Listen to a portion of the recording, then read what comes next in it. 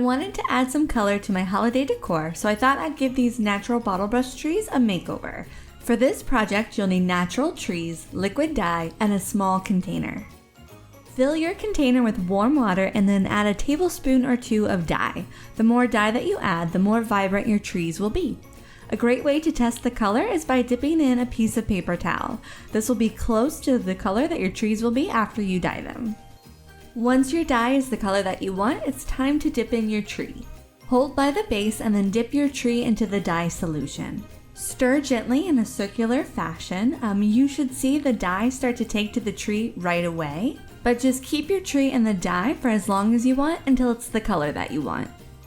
Now, don't throw away that extra dye once you're done with a color. Save it to make the bead garland that I shared last week. It's a great way to reuse that dye. Okay, but back to the trees. So moving on to other colors, it is the same process where you're dipping in the tree, tap out the excess water, and then pat dry with a paper towel. Now, I don't rinse my bottle brush trees after dyeing them for 2 reasons. 1, I prefer the bright colors, and 2, since they're decoration, they won't come in contact with water, so it's easier just to pat them dry. Once the excess water is removed, set your tree upright on a covered surface and allow to dry overnight.